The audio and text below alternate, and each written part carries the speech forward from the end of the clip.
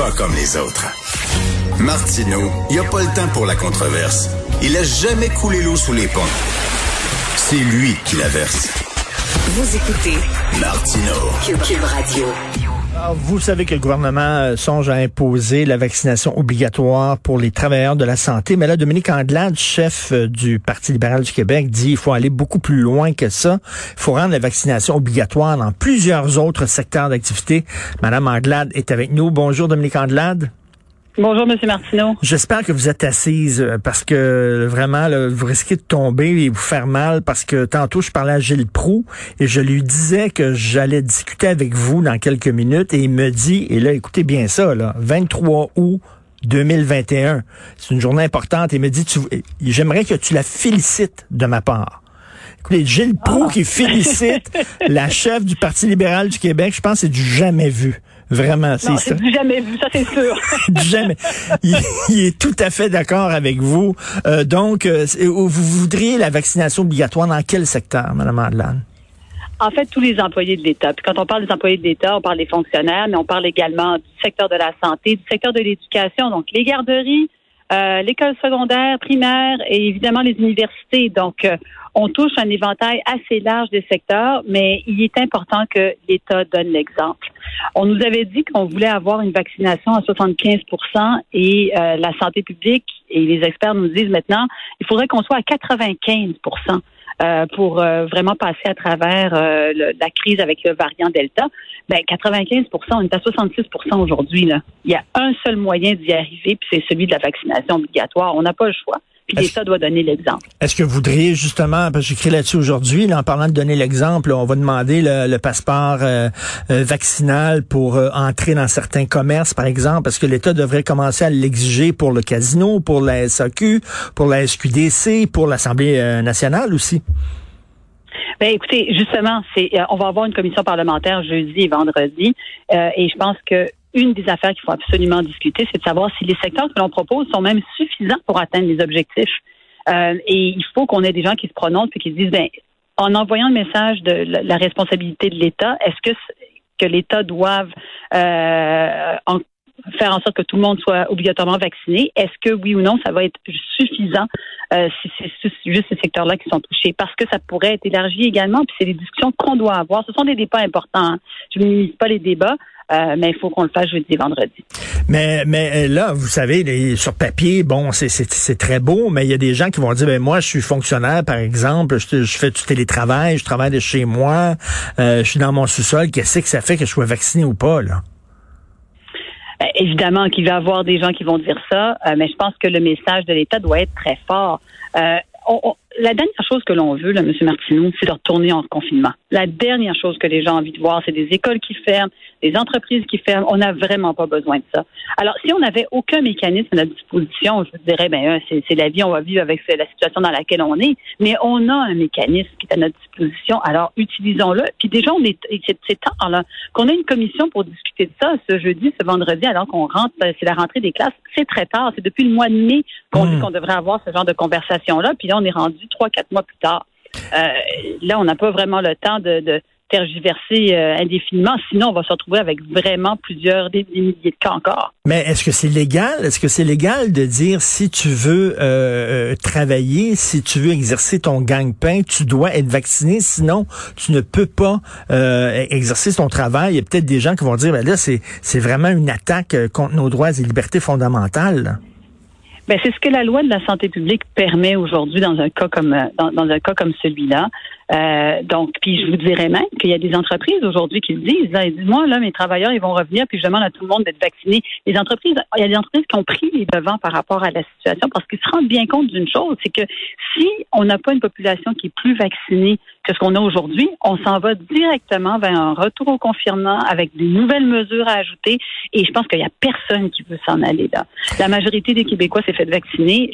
il faut que les libertés qu'on a retrouvées, qu'on puisse les conserver. Mais on s'en va pas vers une certaine crise sociale si on oblige la vaccination. Vous savez, bon, moi, je suis pro-vaccin, je me fais insulter là sur les médias sociaux, dans la rue ce week-end, quelqu'un criait après moi, t'es l'ennemi du peuple, Martineau, puis tout ça. Fait que si on commence à imposer la vaccination obligatoire, il y a une gang de crinqués là, qui vont là, ils vont commencer à sortir dans la rue, à manifester, puis tout ça, on s'en va pas directement dans le mur avec ça? Ben, à l'inverse, si on le fait pas, qu'est-ce qui arrive? Si on reste à 66 %, qu'est-ce qui arrive? Regardez d'autres États aujourd'hui qui ont réussi à vacciner toute leur population. Je pense en Israël notamment, ils ont réussi à vacciner la majorité de leur population. Puis ils se retrouvent avec un delta, puis des milliers de cas par jour qu'ils doivent traiter malgré tout. Alors, c'est des choix de société qu'on fait. Moi, je souhaite qu'on ait une société où on garde nos écoles ouvertes, où on garde nos compagnies ouvertes, où on soit capable de fonctionner. Ce virus-là, il va rester là.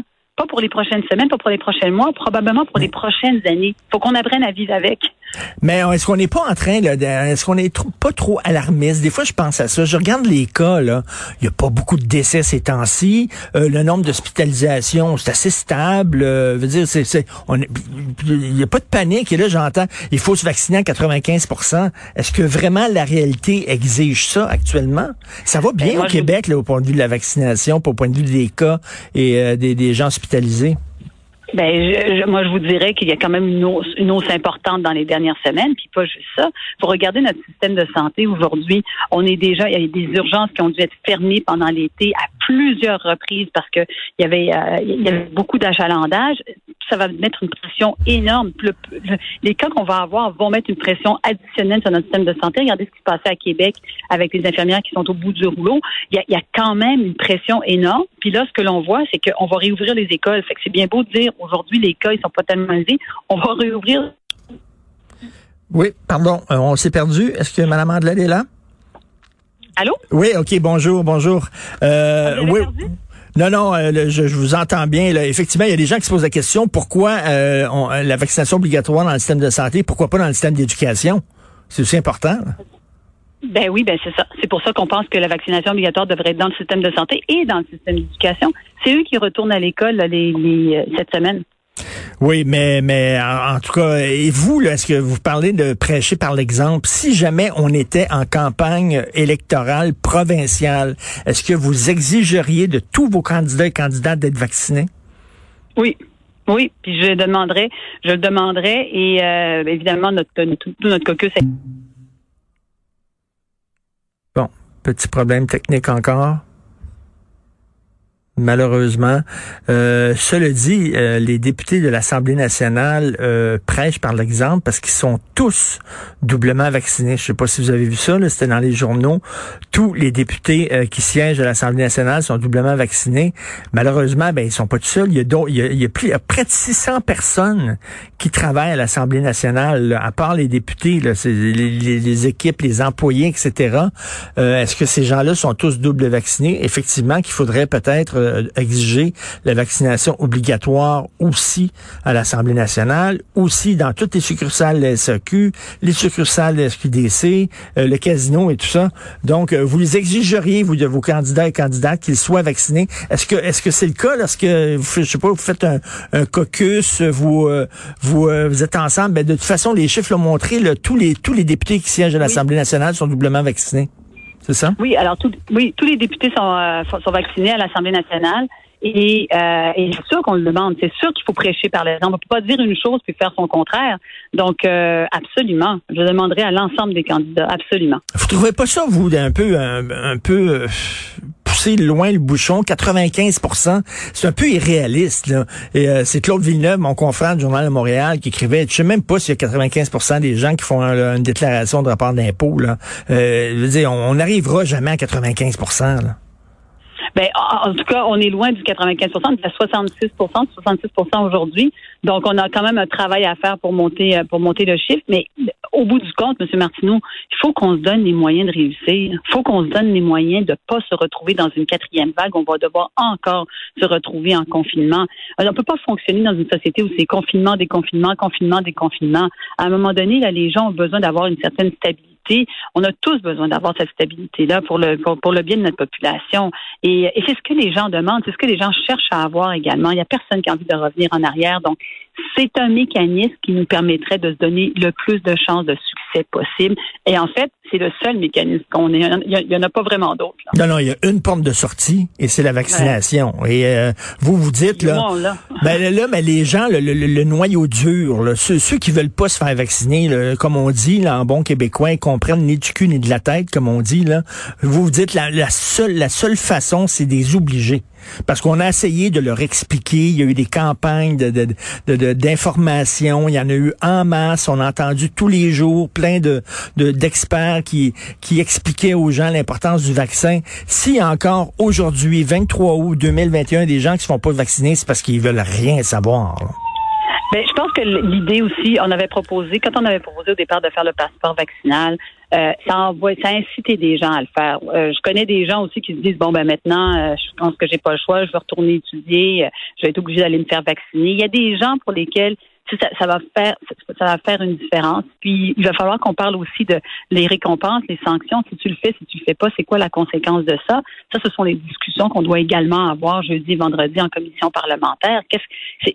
C'est quoi qu'est-ce qui arrive quand tu décides de pas te faire vacciner? Il y a aussi. Ben, ça va être des discussions intéressantes, mais comme vous dites, on le tend, cette discussion-là, malheureusement. Et en terminant, j'ai un peu sursauté aujourd'hui la première page de Montreal Gazette, David Birnbaum, votre collègue qui dit que c'est épouvantable, les anglophones ressentent une inquiétude, une angoisse, une colère au Québec. Ils se plaignent de quoi?